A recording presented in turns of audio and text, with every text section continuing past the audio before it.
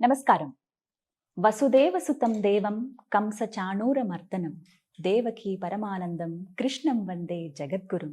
జై శ్రీకృష్ణ. 5000 సంవత్సరాల క్రితం అర్జునుణ్ణి నిమిత్తంగా చేసుకుని ఆ శ్రీకృష్ణ భగవానుడు ఈ జగత్తుకు భగవద్గీతను బోధించారు. ఆ భగవద్గీతను ఎందరికో జ్ఞానగీతగా బోధిస్తూ ఉన్నారు గీతాగాన ప్రవచన ప్రచారకర్త ఎల్వి గంగాధర శాస్త్రి గారు. భగవద్గీత ఫౌండేషన్ను స్థాపించి ఎందరికో భగవద్గీత యొక్క ప్రాధాన్యతను ఆయన తెలియజెప్తూ ఉన్నారు. ఒక్క మాటలో చెప్పాలంటే గీతా ప్రచారం కోసమే తన జీవితాన్ని అంకితం చేసినటువంటి తొలి భారతీయ గాయకులు ఎల్వి గంగాధర శాస్త్రి గారు. వారు ప్రస్తుతం మనతో పాటు ఉన్నారు. వారితో మాట్లాడదాం. గురుగారు నమస్కారం అండి. నమస్కారం గీతాంజలి గారు. ఆయుష్మాన్ భవ, శతమానం భవతి, సంపూర్ణ శ్రీకృష్ణానుగ్రహ ప్రాప్తిరస్తు. చాలా సంతోషం. మీ పాద పద్మాలకు నా నమస్కారాలు. సాధారణంగా ఒక్కసారి భగవద్గీత చదివితేనే అది జన్మధన్యమైనట్టుగా భావిస్తారు. మీరు ఎన్నిసార్లు చదువుంటారు? అదంతా పరమాత్మ అనుగ్రహం. అది ఏది మనకి ఇది కాదు. మీరు అదేదో సినిమాలో చూడండి, మీరు మొదట మీరు ప్రేమించారా, తర్వాత ఆవిడ ప్రేమించిందా అంటే ఆవిడ ప్రేమించింది, తర్వాత నేను పెళ్లి చేసుకోవాలి లాగా మీరు సరదాగా అర్థం కావడం కోసం ఊరికే చిన్న ఇవి చెప్తున్నాను. భగవద్గీత నేను అలా అనుకోలేదు. నేను భగవద్గీత రికార్డ్ చేయాలనుకున్నాను.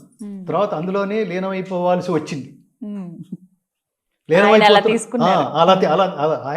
మన ప్రయత్నం ఏమీ లేదు, ఆయన అలా తీసుకున్నాడు. లీనమైపోవాల్సి వచ్చిందనే ప్రక్రియలో దీన్ని పట్టుకుని జనాల్లోకి వెళ్ళి ఇది మిస్ అవ్వకండి, డోంట్ మిస్ ఊరికే ఐ మిస్ యూ అని మాట్లాడుతాను చూడండి. అన్నిటికంటే ఐ మిస్ యూ అని మనం ఉపయోగించాల్సింది. హిందువులు వీఆర్ మిస్సింగ్ భగవద్గీత. ఎంతమంది ఇళ్లలో ఉందో పెద్ద ప్రశ్నార్థకం. ఉంటే చదువుతున్నారా ఇంకో ప్రశ్నార్థకం. ఉంటే ఎక్కడుందంటే ఇక అట్లా చూపిస్తుంటాడు, పూజ గదిలో ఉందన్నట్టుగా. భగవద్గీత పూజించే గ్రంథం కాదు, పఠించాల్సింది. పఠించడంతో ఆగిపోకూడదు, అర్థం చేసుకోవాల్సింది. అర్థం చేసుకోవడంతో ఆగిపోకూడదు, ఆచరించవలసింది. ఆచరించడంతోనూ ఆగిపోకూడదు, ప్రచారం చేయాలి. తర్వాత జనరేషన్స్కి దాన్ని పంచిపెట్టాలి. జ్ఞాన సంబంధమైన ఆస్తి, అసలు పిల్లలకి పంచిపెట్టవలసిన అసలైన ఆస్తి భగవద్గీత. మీరేంటి మీరు బాగా ఆస్తి పనులు అంటే ఏదో మాదాపూర్లో 25 ఎకరాలు, ఇంకో పలానా చోట ఇంకో 2 ఎకరాలు, ఇంకో 3 ఎకరాలు, 10 బిల్డింగులు, ఇవి కదా ఆస్తులు. నెక్స్ట్ జనరేషన్స్ని బద్దకస్తులు చేయడానికి తప్ప. 10 జనరేషన్స్ తర్వాత ఒకడెవడ వీటన్నిటిని సర్వనాశనం చేసి ఎవడెవడ పుడతాడు. దానికోసం వీడి కడుపు కట్టుకుని ఎప్పటి నుంచి ఎంత కష్టపడి. అది కాదు, వాడికి తెలివి పంచిపెట్టు, జ్ఞానం పంచిపెట్టు, వాడికి శీలం పంచిపెట్టు, నైతిక విలువలు పంచిపెట్టు. నువ్వు లేకపోతే మనం లేకపోతే మిస్ అవుతున్నాననే భావన ఇంట్లో కల్పించకపోతే అసలు ఆ ఇంట్లో నీ ఉనికి ఏంటి చెప్పండి. నువ్వు లేకపోయినా బతికేస్తున్నారు. ఎందుకు దరిద్రం, ఎందుకు పెళ్ళి, ఎందుకు పిల్లలు, ఎందుకు సంసారం? ఇంకెంతకాలం ఉంటారు? ఈవిడ ఫోన్ చేస్తుంటుంది, ఏదో దేశం వెళ్ళాడు వీడు, ఇంకెంతకాలం అంటే మోస్ట్లీ 2-3 months ఉండొచ్చేమో అన్నాడు అనుకోండి. వాడు పర్లేదు, ఇంకో 4 ప్రోగ్రాంలు చూసుకుంటూ ఆయన 5-6 నెలలు అయినా పర్వాలేదు. ఈవిడ అట్లా తగలడింది అనమాట. నేను ప్రోగ్రామ్స్ కోసం వెళ్ళాను కానీ, అంటే ఈ బిజినెస్ పని మీద వెళ్ళాను కానీ, అంటే 2-3 నెలలు ఉండే పనుల మీదే వెళ్ళాను కానీ అన్ని సడన్ గా క్యాన్సిల్ అయినాయి. ఎల్లుండే వచ్చేస్తున్నాను. ఎల్లుండేనా అని ఈ ఫీలింగ్.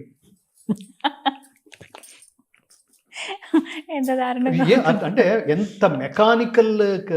ఇళ్లలో కూడా చాలా చోట్లకు వెళితే భార్యాభర్తలతో మాట్లాడుకోరు, పిల్లలు తల్లిదండ్రులు మాట్లాడుకోరు. ఎవడి పని వాటి చూస్తుంటాడు, కంటి చెవి నుంచి చూసుకుని ఇంట్లో ఎవడో వస్తాడు, కొత్త మనిషి ఎవడో వస్తాడు, అంకుల్ నమస్కారం అంటే అది కదా సంస్కారం. అప్పుడు తల్లిదండ్రులు ఏమిటో మనకు అర్థమవుతుంది, పిల్లల్ని ఎలా పెంచుతున్నారో అర్థమవుతుంది. కానీ కొత్త వ్యక్తి ఎవరో ఇంట్లోకి వచ్చి కూర్చుంటే వాడు కంటి చెవి నుంచి అలా చూసేసి వాడు ఫోన్ కెలుక్కుంటూ, లేదా మన మధ్యలోనే కూర్చుని ఫోన్ కెలుక్కుంటూ ఇలా పెంచుతున్నారనమాట పిల్లల్ని. మీరిద్దరు సరిగ్గా మాట్లాడుకోరు అనమాట. ఎవరింటికన్నా వెళితే వాడితో ఏదో మాట్లాడుతుంటాం అనుకోండి. ఉదాహరణకి ఎలా ప్రవర్తించకూడదో కూడా చెప్పటం. అన్ని భగవద్గీత లాగితే కదిలేవి. రిలేషన్స్ మెయింటైన్ చేయడం, వాడితో అది కాదురా, అది కరెక్ట్ కాదు కదా, అది కరెక్ట్ కాదు కదా అన్నాం అనుకోండి. పక్కన వాళ్ళ ఆవిడ అలా గడ్డి పెట్టండి బావగారు అంటుంది, అలా గడ్డి పెట్టండి అన్నయ్య గారు అంటే ఆ ఫ్యామిలీ అలా నడుస్తుంది అనమాట. ఒక్కసారి ఎంత ఆనందమో ఈవిడికి వాడిని తిట్టేసరికి. చూస్తున్నాం అలాంటి చాలా. అధిక దుఃఖమైన ఆనందమైన కలసి చెమ్మగిల్లు కనులు 2 ఆలుమగల జంట అట్లున్న ఎప్పుడే సౌఖ్య జీవనము సాధ్యమగు. భార్యాభర్తల జీవితం అంటే అది లైఫ్ టైం కమిట్మెంట్ లాంటిది. Lifetime commitment. పెళ్ళైనప్పుడే భార్యాభర్తలు, తర్వాత ఫ్రెండ్స్ అయిపోవాలి, వాళ్ళు స్నేహితులు అయిపోవాలి. స్నేహితుల మధ్య ఇంకేమీ ఉండదు. అలా ప్రవర్తించాలి కానీ నువ్వు భార్య నువ్వు తక్కువ, నేను హస్బెండ్ నేను ఎక్కువ, నేను తాగి వస్తాను, ఇంకోటి ఏదో చేస్తాను, నువ్వు సర్వీస్ చేయడానికి ఉండాలి.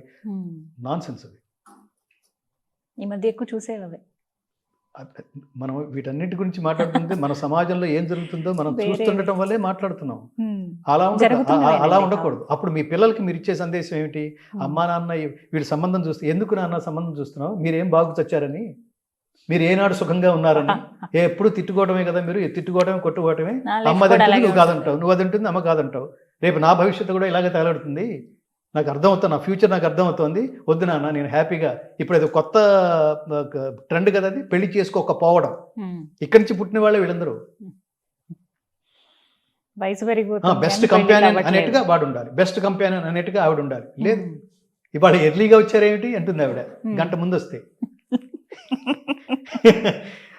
అట్లా ఉంటే అందుకని ఆ ఉదాహరణ చెప్పినప్పుడు సీతమ్మ శ్రీరాముడు ఉదాహరణ ఎందుకు చెప్తా ఉంటే, నేను 14 సంవత్సరాలు అక్కడ గడిపేసి 14 క్షణాల్లాగా గడిపేసి వచ్చేస్తాను అరణ్యంలో, నువ్వు ఇంట్లోనే ఉండి అత్తమామని జాగ్రత్తగా చూసుకో అంటే, ఏమంటున్నావు రామా, భర్త ఎక్కడుంటే భార్య అక్కడే ఉండటం కదా సుఖం అన్నా, సౌఖ్యం అన్నా, స్వర్గం అన్నా, ఆనందం అన్నా.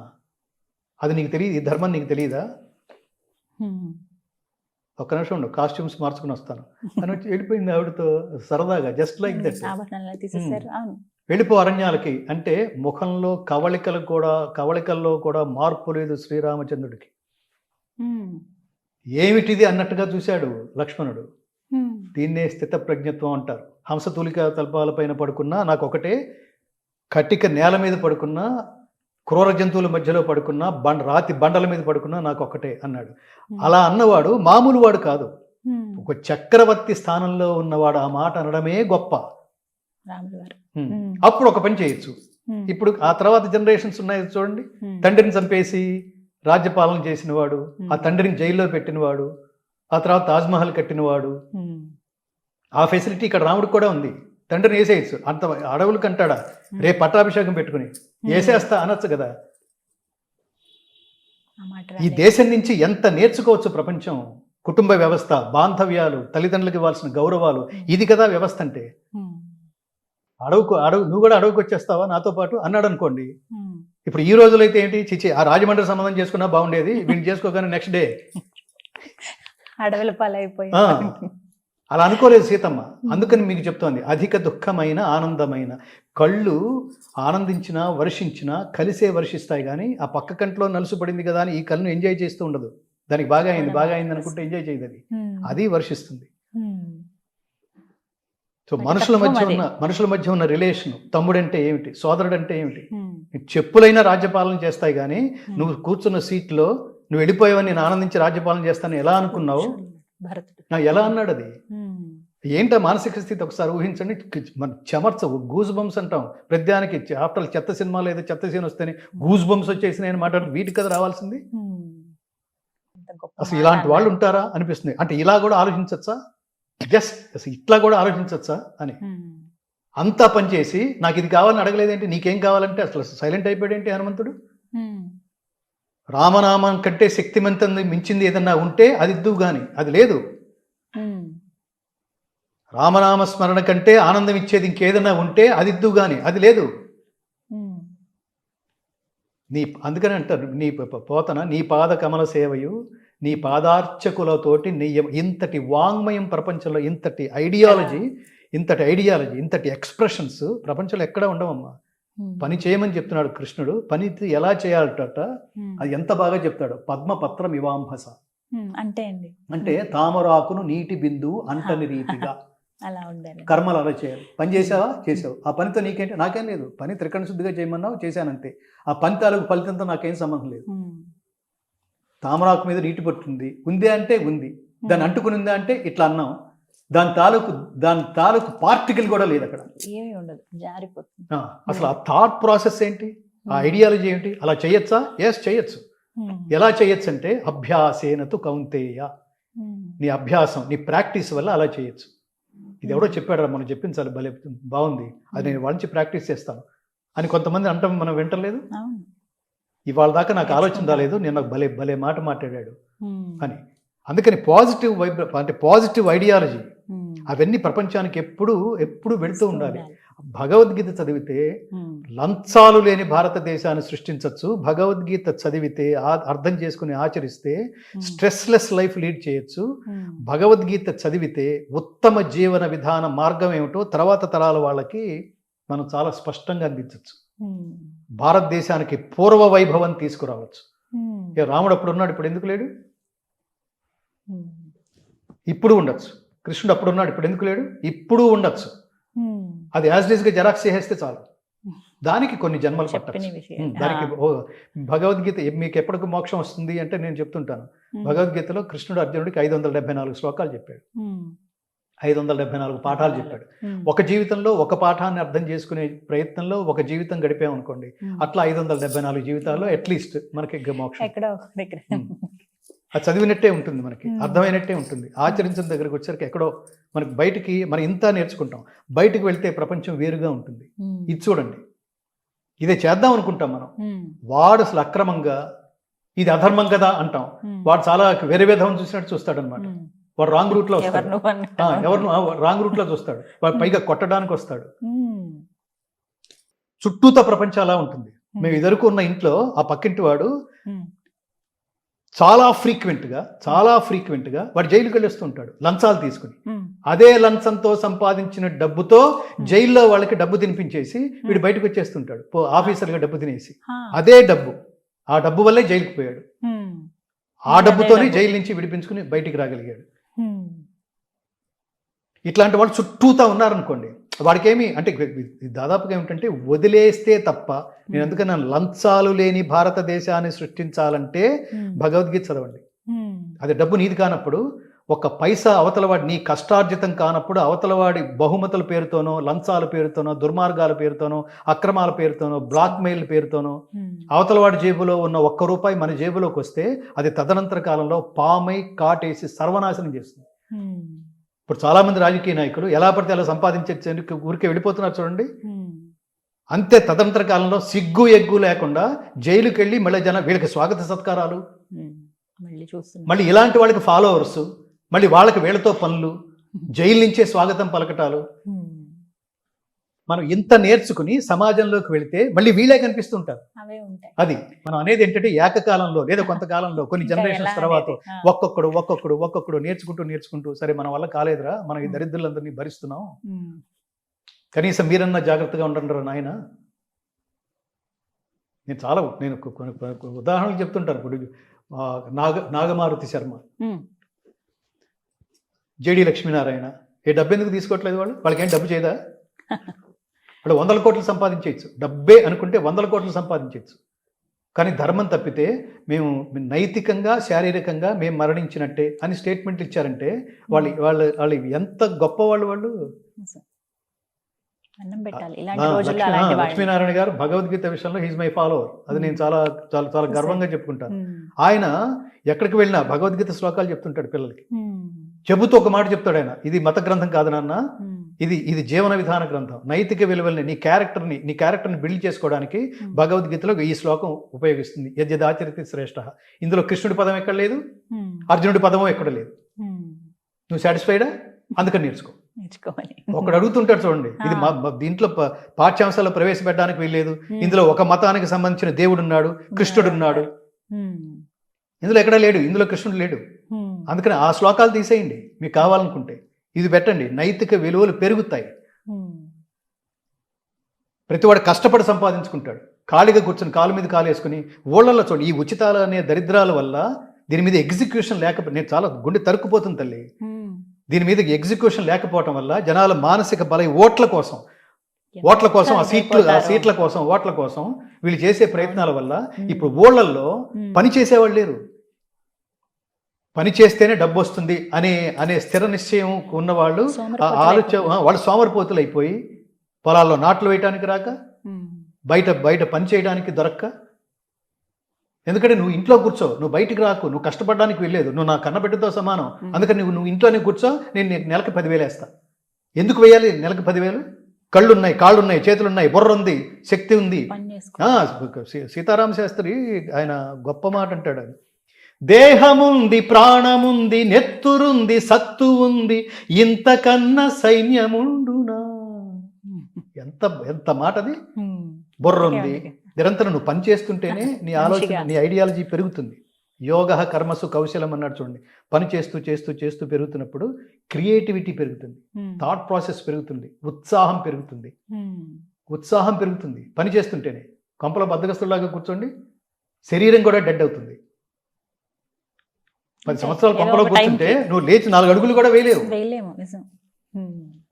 అలా అలా నిన్ను కూర్చోబెట్టి నీ ఓటు కోసం, ఓటుకి ముందు పబ్లిక్గా ఓటుకి ఎంత తీసుకున్నావు మీరు మైక్ పెట్టి అడగటం, ఓటుకి ఎంత తీసుకున్నావు అంటే ఇక్కడ లాస్ట్ ఇయర్ లాగా ఇవ్వలేదయ్యా, ఈసారి 2000 ఇచ్చారు, 2000 ఇచ్చారట, లాస్ట్ ఇయర్ 3,500 ఇచ్చారట. మీరు ఇంటర్వ్యూ చేస్తుంటే చెప్పేస్తున్నాడు వాడు. ఫ్యామిలీకి ఆ మునుగోడు ఎలక్షన్స్ లో ఏంటి, ఇది ఒక ఉదాహరణ. ప్రతి చోట ఫ్యామిలీకి ఎంత, ఎన్ని ఓట్లు ఏంటిది మారదా? ఈ భారతదేశం మారదా? లేకపోతే గొప్ప వాళ్ళు ఎలా వస్తారు? సీరియస్ పార్లమెంట్లో సీరియస్ చర్చ జరుగుతున్నప్పుడు అసలు గొరకపెట్టి నిద్రపోగలిగేవాడు ఒక్కడే, రాహుల్ గాంధీ. మరి వీడియోస్ చూడలేదు మనం. వీళ్ళు దేశ పాలకులైతే ఏమవుతుంది? ఐడియాలజీ ఉన్నదంతా మోడీ దగ్గర. అలాంటి మహాత్ములు ఎక్కడన్నా తీసుకునే నిర్ణయాల్లో నిర్ణయం ప్రాక్టికాలిటీలోకి వెళితే గానీ దాని రిజల్ట్ ఏమిటో తెలియదు. ముందు మనం ఊహిస్తాం, ఇది ఈ నిర్ణయం తీసుకుంటే ఈ ప్రభావం ఉంటుందని. కొన్నిసార్లు ఆ ప్రభావం ఉండకపోవచ్చు, కొన్నిసార్లు అంతకు మించి ఉండొచ్చు. అట్లాంటి నిర్ణయాలు తీసుకునేప్పుడు ఎక్కడన్నా ఫెయిల్ అయినా కూడా మళ్ళీ మళ్ళీ మళ్ళీ మళ్ళీ మళ్ళీ మళ్ళీ అతనికి 2 జన్మల ఆయుష్ ప్రసాదించి అతనే ఉండాలి ఈ దేశానికి. ఇప్పుడు యోగా అని ప్రపంచానికి తీసుకెళ్ళిన వాడు ఈ మహాత్ముడే. శ్రీరాముడికి గుడి కట్టడానికి నేను ఆఫ్టర్ ఆల్ అంటాను, ఆఫ్టర్ ఆల్ ఒక గుడి కట్టే సంకల్పం కూడా భారతీయులకి ధైర్యం చేసి లేదు ఇప్పటి వరకు. మన రామయ్య తండ్రికి గుడి కట్టడానికి ఆయనకేం అక్కర్లేదు. పరమాత్ముడి గుడికి ఎందుకండి ఆ గుడిలో బంధించడానికి? రామయ్య తండ్రి అంటే ఈ దేశం అస్తిత్వానికి ప్రతీక, ఈ దేశం ధర్మానికి, రామో విగ్రహవాన్ ధర్మ, ఈ దేశం ప్రపంచానికి బోధించిన ధర్మానికి ప్రతీక. అందుకని మన కృతజ్ఞత, మన ఆత్మాభిమానానికి ప్రతీక, ఈ దేశం ఆత్మాభిమానానికి ప్రతీక శ్రీరామచంద్రుడు. ఆయన గుడి కట్టిస్తే ఆయనేం పొంగిపోడు. మన ఆత్మాభిమానానికి మనం గుడి కట్టుకోవడానికి, రామయ్య తండ్రికి పూజ చేయడానికి 500 సంవత్సరాలు పడుతుందా? ఏం దేశం అండి ఇది? ఏం రాజకీయ నాయకులు అండి వీళ్ళు? అది మతం అవుతుందా? నీ తండ్రి గురించి మాట్లాడితే మతం అవుతుందా? అది కేవలం మోదీ వల్లే సాధ్యం అవుతుందా? ఎలా అండి ఇది? ఆ మహానుభావుడు 10 కాలాల పాటు ఆరోగ్యంగా ఉండద్దు? ఆయుష్, ఆరోగ్యం, సంపద, ఐశ్వర్యం, విజయం, స్థిరమైన నీతి ఆయనకు ఉండాలి, మోదీకి ఉండాలి. ఆయన వల్ల కాదు ప్రపంచ యోగా దినోత్సవం, ఆయన వల్ల కాదు ప్రపంచ ధ్యాన దినోత్సవం, మెడిటేషన్ వరల్డ్ మెడిటేషన్ డే. ఎలా వచ్చినాయి ఇవన్నీ? ఎలా ప్రపంచం అంతా యాక్సెప్ట్ చేసింది ఇదంతా? దుబాయ్లో ఈశ్వరుడు గుడే. వీళ్ళందరూ ఒక్కొక్కళ్ళు ఎంత జీవితం ఎలా గడపాలో, ఎంత సాధారణంగా గడపాలో, ఏది శాశ్వతమైందో ఆలోచింపచేసిన కర్మయోగులు. దేవుళ్ళు అనే మాట తీసి పక్కన పెట్టండి, కర్మయోగులు. సో అది పిల్లలు తెలుసుకుని, ఈ దేశం పిల్లల్ని కూర్చోబెట్టినప్పుడు ఈ దేశం గొప్పతనం కూడా చెప్పండి. దేశం గొప్పతనం ఎవరి వల్ల ప్రతిఫలిస్తుంది? ఆ దేశంలో పుట్టిన వాళ్ళ వల్లే. మన వంశం ఎలా ప్రతిఫలిస్తుంది? మన వంశం గొప్పతనం ఎలా తెలుస్తుంది? వంశంలో ఉన్న వాళ్ళ వల్లే. నేను ఎప్పుడో ఒక క్వశ్చన్ చెప్తుంటాను. నేను స్కూల్స్కి, కాలేజెస్కి, యూనివర్సిటీకి వెళ్ళినప్పుడు మీ ఇంటి పేరు ఏమిటి అని అడుగుతారు. పలానా ఇంటి పేరు ఏదో చెప్తాడు. మీ నాన్న పేరు ఏమిటి అని అడిగాను, చెప్పాడు. మీ తాత పేరు ఏమిటి అని అడిగాను, చెప్పాడు. అట్లా అని చెప్పాడు. మీ ముత్తాత పేరు ఏమిటన్నా, అటు చూసాడు ఇటు చూసాడు, బుర్రగొక్కున్నాడు, చెప్పట్లా. మీ ముత్తాత పేరు ఏమిటంటే చెప్పటం లేదు. అంటే దాని అర్థం ఏమిటంటే మీ ముత్తాత ఎందుకు పనికి రాకుండా పోయాడు అనమాట. ఏ పని చేయలేదనమాట. మీ వంశానికి పేరు తెచ్చి పెట్టే ఏ ఆలోచన చేయలేదనమాట. కానీ రాముడు నా వంశానికి, నువ్వు గంగలో స్నానం చేసిరా నాన్న, కౌసల్యా సుప్రజారామ పూర్వ సంధ్యా ప్రవర్తతే, నువ్వు గంగలో స్నానం చేసిరా అంటే, గంగలో స్నానం చేసి వస్తాను గురువర్య, ఓ విశ్వామిత్ర మహర్షి, చేసి వస్తాను, కానీ ఈ గంగ వృత్తాంతం ఏమిటో నాకు చెప్పండి, అలా తెలుసుకోవాలంది నాకు అన్నాడు. నువ్వు నాయన ఉత్తమ శిష్యుడు అంటే ఊరికే స్నానం చేసి వచ్చి తువాలతో తుడి చేసుకోవడం కాదు, దాని వృత్తాంతం చెప్పమన్నావు, నాకు చాలా ఆనందంగా ఉంది నాన్న అని రాముడిని ఇన్స్పైర్ చేస్తూ, నాన్న నువ్వు భగీరథ వంశంలో ఉన్నవాడివి, అందులో పుట్టినవాడివి, భగీరథుడు ఎంత గొప్పవాడో తెలుసా, ఆయన వల్లే ఈ గంగ అని చెప్పి ఆయన వృత్తాంతం అంతా చెప్పాడు. చెప్పడంలో ఆంతర్యం ఏమిటంటే, అంతటి భగీరథ వంశంలో పుట్టిన వాడివి, నీ మీద ఇంకెంత బాధ్యత ఉంది, పితృదేవలు తరించాలి నాన్న నువ్వు చేసే కర్మల వల్ల. ఆ ఇన్స్పిరేషన్ ఇచ్చాడు. నీ ముత్తాతలకి ఆయన సద్గతుల్ని ప్రాప్తింప చేయడానికి జీవితకాలం అంతా తపస్సు చేస్తూనే ఉన్నాడు ఆయన. ఈ లోకానికి పాతాళానికి గంగని ప్రసరింపజేసి 60,000 మంది సగరపుత్రుల మీదుగా ఆ గంగని ప్రవహింప చేయడం ద్వారా వాళ్ళకి సద్గతుల్ని సంప్రాప్తింపజేసిన మహనీయుడు భగీరథుడు. ఆ వంశంలో వాడివి నాన్న నువ్వు అంటే అప్పుడు వాళ్ళు ఇంటలెక్చువల్స్ తెలుసుకున్నాడు రాముడు. అబ్బో అంతెందుకు చేశాడు, చాలా రిస్క్ కదా అది అనలేదు. ఓ ఆయన పితృదేవతల ఆశీస్సులు పొందటానికి నాకు చాలా బాధ్యత ఉంది అనుకున్నాడు. ఆ బాధ్యతను నిర్వర్తించే ప్రయత్నంలో ఆయనంత చరితుడయ్యాడంటే, ఒక్క టర్మ్ నడవడానికి చచ్చిపోతున్నారు వాళ్ళ రాజకీయ నాయకులు. ఒక్క టర్మ్ తర్వాత ఎన్ని చేసినా, ఎన్ని పథకాలు పెట్టినా నెక్స్ట్ టర్మ్ వస్తారనే ఇది లేదు. అలాంటిది 11,000 సంవత్సరాలు శ్రీరామచంద్రుడు పరిపాలించాడంటే ఏం తెలుసుకోవాలి? కేవలం ధర్మం కదా అది, ఆ శక్తి పేరు ధర్మం కదా అది. ఇవన్నీ చాలా కబుర్లు చెప్తాడు, ఇవన్నీ ఎక్కడ సాధ్యం అనుకుంటాడు. మామూలుగా వినేవాళ్ళు ఈ రోజుల్లో ఇది ఎక్కడ సాధ్యం, ఇవన్నీ ఎలా అవుతాయి చెప్పడానికి. మరి సాధ్యమైందనేది మనం చెప్తున్నాం. అది ఎప్పటికీ సాధ్యం అవుతుంది ఆ మార్గంలో ఉంటే. ప్రకృతి కూడా సహకరిస్తుంది. నేను ధర్మాత్ముడు అయితే భగవద్గీత చదివితే గురువు గారు ఒక మనిషిలో ఎన్ని రోజుల్లో మార్పు వస్తుంది? ఎన్ని రోజుల్లో కాదు, మీరు దాన్ని ఓన్ చేసుకోవటంలో. అదని ఇన్ని రోజులు ప్రతివాడు మీరు చెప్పారు ఆల్రెడీ, మీరు నెల రోజుల్లో, నాకు 5 నెలలు అయింది ఇంతవరకు మార్పు రాలేదని మనం పనులు అనుకోండి అవతల వాడు. అట్లా కుదరదు. భగవద్గీత సాధన, అది తంత్రం, యంత్రం, మంత్రం. ఇప్పుడు నా జీవితంలో ఖచ్చితంగా ఒక మార్పు కోరుకుంటున్నాను. నేను ఎన్నో రకాల ప్రయత్నాలు చేశాను కానీ అదేవి కుదరటం లేదు. ఇక భగవద్గీత చదువుదామని నిర్ణయించుకున్నాను. ఇన్ని రోజుల్లో ఖచ్చితంగా మార్పు వస్తుందనో, మార్పు వస్తుంది అర్థమైంది. భగవద్గీత చదివితే మార్పు రాదు. కృష్ణుడు అర్జునుడికి బోధించిన భగవద్గీత నీకేం అర్థమైంది అన్నాడు. అంత అర్థమైంది. ఏదైతే నాలోంచి తీసేయాలో అవన్నీ తీసేశాను. మోహం అంటే అజ్ఞానం, ఆ మోహాన్ని తీసేశాను. జ్ఞానం తెలిసింది. కర్తవ్య కర్మని ఆచరించడానికి సిద్ధంగా ఉన్నా, కర్తవ్య నిష్ఠతో ఉన్నా, ఇప్పుడు నేను పని చేస్తున్నాను అన్నాడంటే కృష్ణుడు చెప్పిందంతా అర్థం చేసుకుని ఆచరించేందుకు సిద్ధపడ్డాడని. అల్టిమేట్గా bottom line of Bhagavad Gita is, ఇందాక చెప్పాను, ఇట్ ఈస్ నాట్ ఒక reading text, it's a practising text. మీకు ఎంత అర్థమైందో దాన్ని బట్టి మీ ఉత్తమ జన్మో, మీ ప్రయాణమో, జీవితంలో మార్పో తెలుస్తుంది. అది పైకి చదివేస్తే, ఇప్పుడు కొంతమంది చెప్తుంటారు, నేను ఒక 1,00,000 పుస్తకాలు చదివాను, 70,000 పుస్తకాలు చదివాను, 10 లక్షల పుస్తకాలు చదివాను అని. పుస్తకాలు చదవటం కాదు, ఆత్మ గ్రంథం తెరుచుకోనంత వరకు బాహ్య గ్రంథాలు ఎన్ని చదివినా అవి నిరుపయోగాలు. ఇది అర్థమైపోయింది అంటే అదే మీరు అయిపోవాలని అర్థం. ఉదాహరణకి ధ్యాయతో విషయాన్ పుంసః సంగస్తేషు ఉపజాయతే, అది గాంధీ మహాత్ముడికి బాగా ఇష్టమైన శ్లోకం. ధ్యాయతో విషయాన్ పుంసః సంగస్తేషు ఉపజాయతే, సంగాత్ సంజాయతే కామః, కామాత్ క్రోధోభిజాయతే, క్రోధాత్ భవతి సమ్మోహః. వాడికి అంటే ఇంద్రియాలు ఏవైతే ఉన్నాయో ఒక్కొక్కటి ఒక పక్షం లాగుతూ ఉంటాయి. చూసింది కావాలంటుంది, ఒక వాసన చూసింది అది పొందాలంటుంటుంది, విన్నది దాన్ని ఓన్ చేసుకోవాలంటుంది. శబ్ద స్పర్శ రూప రసగంధాలు అంటాం, ఇవన్నీ వాటి ప్రభావం అవి చూపిస్తుంటాయి. అవి కనుక దక్కలేదనుకో కోపం వచ్చేస్తుంటుంది. కోపం ప్రారంభమైతే పొందలేదన్న కోపం ఎక్కడ దాకా తీసుకువెళ్తుందో, మనిషిని ఎలా పతనావస్థకు తీసుకువెళ్తుందో చెప్తోంది భగవద్గీత. వాటి యందు అనురాగం అధికమై అది కామముగా మారి చివరకు క్రోధమగు. కామం అంటే తీవ్రమైన కోరిక, అక్కడి నుంచి చివరకు క్రోధమగును, కోపం. క్రోధం వలన వివేకం కలుగు, అంటే యుక్తాయుక్త విచక్షణ జ్ఞానాన్ని కోల్పోతాం. అక్కడి నుంచి ఇంకా కిందకు వెళ్తున్నాం. దిగజారు. అటు ఆ మరణము వాని యందు అనురాగం అధికమై అది కామముగా మారి చివరకు క్రోధం వల్ల అవివేకం, దాని ఫలితముగా జ్ఞాపక శక్తి, దాని ఫలితముగా జ్ఞానం పోయింది, దాని ఫలితంగా బుద్ధి పోయింది. మీకు మనసుకి బుద్ధికి తేడా ఏమిటంటే మనసు డిస్కస్ చేస్తుంది, బుద్ధి తీర్మానిస్తుంది, తీర్మానించే స్థితి కూడా పోతుంది, చివరికి అధోగతి చెందును. ఇది చదువుతున్నాం అనుకోండి, దీనికి రూట్ కాజ్ ఏంటంటే కోపం అన్నాం అనుకోండి, దాన్ని తగ్గించుకునే ప్రయత్నం చేస్తాం. అది ఎట్లా? అభ్యాసం వల్ల సాధ్యం. ఇప్పుడు మీరు అడుగుతున్న ప్రశ్నకి ఇంత లెంగ్తీ ఆన్సర్ ఉంది.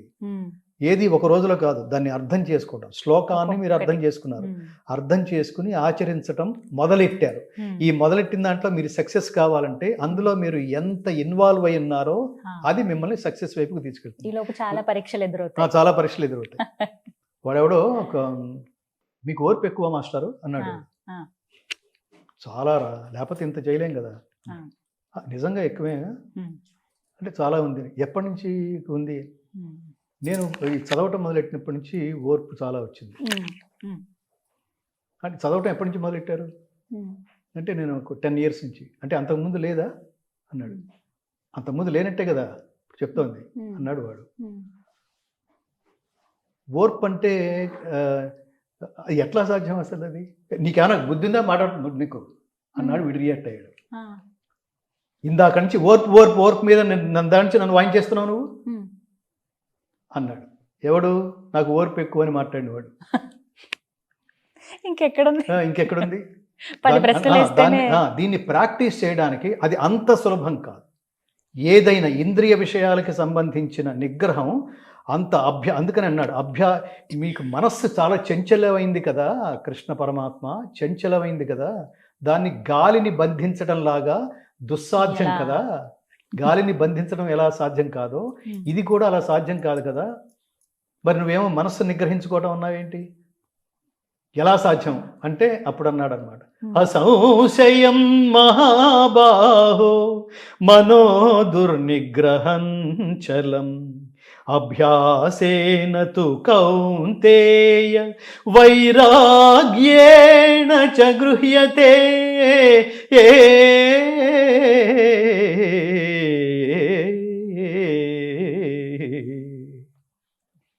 అభ్యాసేన తు కౌంతేయ, అభ్యాస వైరాగ్యాల చేత వీటన్నిటినీ నువ్వు నిగ్రహించుకోవచ్చు. అభ్యాసం అంటే డైలీ ప్రాక్టీస్. ఒక రోజులో కాదు, ఎంతకాలమైనా పట్టచ్చు. నీ మెంటల్ స్టామినాని బట్టి, నీ లక్ష్యాన్ని బట్టి, లక్ష్యానికి ఉన్న బలాన్ని బట్టి. నేను ఈ టైంలో అక్కడికి వెళ్ళిపోవాలి అంటే వెళ్ళిపోగలను. అక్కడ నేను 1.5 hour టైం పెట్టుకుంటున్నాను అన్నాడు. 1.5 hour తర్వాతే వెళ్తావు. మనం నిర్ణయించుకునేదాన్ని. రెండోది వైరాగ్యం ఏంటంటే ఏది శాశ్వతమో ఏది అశాశ్వతమో తెలుసుకోవటం. ఏది అశాశ్వతమో తెలుసుకునే దాని పట్ల విముఖత, దాని పేరు వైరాగ్యం. ఏది శాశ్వతమో దాన్ని తెలుసుకునే ప్రయత్నంలో దాని పేరు యోగం. ఈ చిన్న చిన్న పదాలని కర్మ, పుణ్యం, పాపం, యోగం ఇవన్నీ చిన్నపిల్లలకి చిన్నప్పటి నుంచే చెప్పాలి. చిన్నప్పటి నుంచే చెప్పాలి. ఎక్కడికి వెళ్ళినా ఫస్ట్ స్టార్టింగ్ పాయింట్ అక్కడే, బీజం వేయాల్సింది అక్కడ, ఫౌండేషన్. ఎందుకంటే 60-70 ఏళ్ళు దాటిన తర్వాత మీరు చెప్పింది చాలా ఇన్స్పైరింగ్ గా ఉంది గురుగారు. నాకు కొంతమంది చేస్తుంటారు, చాలా ఇన్స్పైరింగ్ గా ఉంది గురుగారు అంటే మీరు ఏం చేస్తుంటారు అని. నేను ఇంట్లో ఉంటున్నానండి, జాబ్ ఏం చేయట్లేదా? జాబ్ చేయకపోవడం గురుగారు, ఇప్పుడు 80 ఏళ్ళు నాకు అన్నాడు. ఇంకేం లేపుతాం ఆయన్ని? లేవాల్సిన వాడు, సమాజాన్ని లేపవలసిన వాడు, జాగృతం చేయవలసిన వాడు, కర్మనిష్ఠుడు. వాడు బాల్య దశ నుంచి నేర్పిస్తే వాడు అలా తయారవుతాడు. వాడికి చిన్నప్పటి నుంచి చెప్తే ఆ మైండ్ ఏమంటారు, మీరు చెప్పింది వైట్ పేపర్ లాగా బుర్ర అనవసరమైన చాలా వచ్చి చేరిపోయిన తర్వాత డస్ట్బిన్ లాగా బుర్రంతా తయారైన తర్వాత అందులో మీరు అవన్నీ తీయడానికి సాధ్యం కాదు, కొత్తవి పోయడానికి సాధ్యం కాదు. ఆ టైంలో అదేదో రిలాక్సేషన్ అనుకుంటాం. చాలా మంది ఇప్పుడు ప్రవచనకర్తలు చాలా మంది ఉన్నారు, వాళ్ళకి కొన్ని 100 మంది 1000 మంది తరలి వెళ్తుంటారు. ఎంతమందిలో భక్తి ఉందో మనకు చాలా పెద్ద విచిత్రం. మనశ్శాంతి కోసం వెళ్తారు. ఇందులో మళ్ళీ చాలా వెరైటీలు. పెళ్ళాంతో పడినవాడు అక్కడ ఉంటాడు, కాసేపు ఇక్కడ కూర్చుంటే అన్నా రిలాక్సేషన్. దీనికోసం ఆయన చెప్పే భగవద్గీత. సో అక్కడికి వెళ్ళి కూర్చుంటాడు. ఈ కూర్చున్న వాళ్ళల్లో కొంతమంది పాపం వింటారు, కొంతమంది వింటారు. వీళ్ళందరినీ ఫిల్టర్ చేస్తూ కొంతమందిని బయటికి లాగితే ఒక 5-10 మందో తేలుతాడు. తేలిన వాళ్ళ దగ్గర మైకి పెట్టుకుని ఇందులో మీకు బాగా ఏది నచ్చిందో చెప్పానండి బుర్రగోకుంటాడు. అంటే ఏది కాన్సన్ట్రేషన్ లేదు, ఏదో ఒక్క లేదండి. వాక్యం బట్టి పట్టడం, ఒక్క వాక్యం బుర్రలోకి వెళ్ళటము, లేదా పుస్తకాలు తీసుకువెళ్ళి మంచి మాట ఉంటే రాసుకోవటము, దాన్ని 10 మందికి పంచిపెట్టడం, ఏది చేయరు, జస్ట్ కాలక్షేపం. అందులో ఎవడో మన గీతలో చెప్పినట్టు మనుష్యాణం సహస్రేషు కశ్చిద్యతతి సిద్ధయే, కోట్ల మందిలో ఒక్కడు జ్ఞానం కోసం ట్రై చేస్తాట. ఇది మనం చెప్తుంది కాదు, పరమాత్మ చెప్తున్నాడు. కోట్ల మందిలో ఒక్కడు జ్ఞానం కోసం ట్రై చేస్తాడు. ఇలా ట్రై చేసే లక్షల మందిలో, వేల మందిలో, 100 మందిలో చివరికి ఒక్కడు నిలబడతాట. మీరు కోట్ల మంది ఉపన్యాసం చెప్పినా వాడెవడో ఒక్కడే ఉంటాడు. వివేకానంద తర్వాత మళ్ళీ ఆ ఇన్స్పిరేషన్తో వేల మంది వివేకానందలు పుట్టలేదు.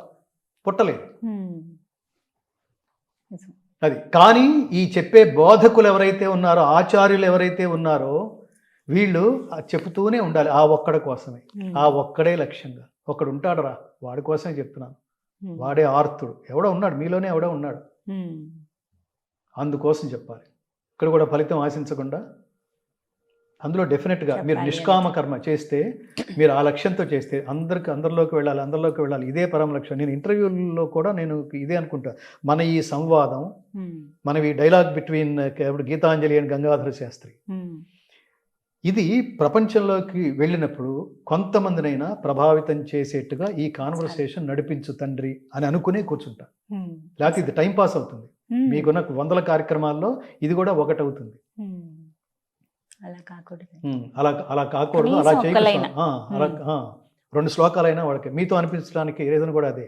సో చెప్పండి, సర్వధర్మాన్ పరిత్యజ్య మామేకం శరణం వ్రజ అహం త్వా సర్వపాపేభ్యః మోక్షయిష్యామి మా శుచః. సర్వకర్మల ఫలితాన్ని, సర్వధర్మాన్ అంటే ధర్మాన్ని వదిలిపెట్టమని చెప్పలేదు, అని మొదటి నుంచి ధర్మం ఆచరించమని చెప్తున్నప్పుడు ఇక్కడ సర్వధర్మాన్ని పరిత్యజ్య అన్నాడు ఏమిటి అంటే దీనికి ఏదో అంతరార్థం ఉందన్నమాట. అది శంకరాచార్య వారే చెప్పగలరు ప్రపంచానికి. అప్రాప్తస్య ప్రాపణం తద్రక్షణం అన్నారు ఆయన. దేవుణ్ణి కీర్తిస్తే, దేవుణ్ణి పూజిస్తే, దేవుణ్ణి ఆశ్రయిస్తే, దేవుడి ఐడియాలజీలో మనము ప్రవర్తిస్తే ఏమి జరుగుతుంది అంటే ఆయన చెప్తారనమాట, యోగక్షేమం వహామ్యహం అని మాత్రమే కృష్ణుడు చెప్పాడు. ఆ యోగం అంటే ఏమిటో చెప్తారు శంకరాచార్య. అప్రాప్తస్య ప్రాపణం, గతంలో నీకు ఏదైతే లభించలేదో అది ఇచ్చేస్తాడు. ఏదైతే కోరుకుంటున్నావో, ఏదైతే లేదని బాధపడుతున్నావో అది ఇచ్చేస్తాడు. బ్రాకెట్లో ధర్మబద్ధమైనది. మనం యుఎస్ వెళ్తున్నాం, నాకు వచ్చేటప్పుడు 4 బాటిల్స్ తెచ్చిపెట్టమని అంటాడే, అట్లాంటి పిచ్చ పనులు చేయడు. సో గతంలో నీకు ప్రాప్తించింది, నీకు క్షేమాన్ని, నీ కీర్తిని పెంపొందించేది, నీకు ఆనందం కలిగించేది, ధర్మ మార్గంలో ఏది ఉన్నా అది నీకు ఇచ్చేస్తాడు. క్షేమం అంటే తద్రక్షణం. అలా ఇచ్చిన దాన్ని ఒరే ఇచ్చినట్టే పెట్టుకుపోయాడురా అని అనిపించుకోకుండా అది నీ దగ్గరే ఉంచి కాచి రక్షించి నిన్ను ఎప్పుడు సంతోషపెడుతుంటాడు. ఎప్పుడు ఆయన మార్గంలో ఉంటే. ఏ మార్గం అది? ధర్మ మార్గం. అట్లా ఇందులో ప్రతి శ్లోకం మన జీవితానికి ఉపయోగపడే చాలా బోధ చేస్తుంది. ఇంకా చాలా అసలు డెప్త్లో ఇంకా చాలా శ్లోకాలు ఉన్నాయి. తప్పకుండా మనకున్న సమయాభావం వల్ల ఇంతవరకే మాట్లాడాల్సింది. కానీ మీరు సమయం ఇస్తే మరొకసారి ఇంకా చాలా విషయాలు ఖచ్చితంగా చాలా అమూల్యమైన విషయాలు తెలియజేశారు. నిజంగా మొదట్లో చెప్పినట్టుగానే ప్రత్యేకమైన ఇంటర్వ్యూ ఇది, నాకు లైఫ్ టైం ఎక్స్పీరియన్స్. సర్వం శ్రీకృష్ణార్పణమస్తు, సర్వం లోకార్పణం. ఈ గీతని లోకార్పణమస్తు, ఇష్టకామ్యార్థ ఫలసిద్ధిరస్తు, ఆయురారోగ్య ఐశ్వర్యాభివృద్ధిరస్తు, లోకా సమస్తా సుఖినో భవంతు, సమస్త సన్మంగళాని సంతు, అసతోమా సద్గమయ, తమసోమా జ్యోతిర్గమయ, మృత్యోర్మా అమృతంగమయ. ఓం శాంతి శాంతి శాంతి. స్వస్తి ప్రజాభ్యః పరిపాలయంతాం న్యాయేన మార్గేణ మహిం మహిషాః. గోబ్రాహ్మణేభ్యః శుభమస్తు నిత్యం. లోకాః సమస్తాః సుఖినో భవంతు. జై శ్రీకృష్ణ. జై శ్రీకృష్ణ. చాలా అమూల్యమైన విషయాలు తెలియజేశారు. నిజంగా మొదట్లో చెప్పినట్టుగానే ప్రత్యేకమైన ఇంటర్వ్యూ ఇది, నాకు లైఫ్ టైం ఎక్స్పీరియన్స్. సర్వం శ్రీకృష్ణార్పణమస్తు, సర్వం లోకార్పణం. ఈ గీతని లోకార్పణమస్తు, ఇష్టకామ్యార్థ ఫలసిద్ధిరస్తు, ఆయురారోగ్య ఐశ్వర్యాభివృద్ధిరస్తు, లోకా సమస్తా సుఖినో భవంతు. జై శ్రీకృష్ణ. జై శ్రీకృష్ణ.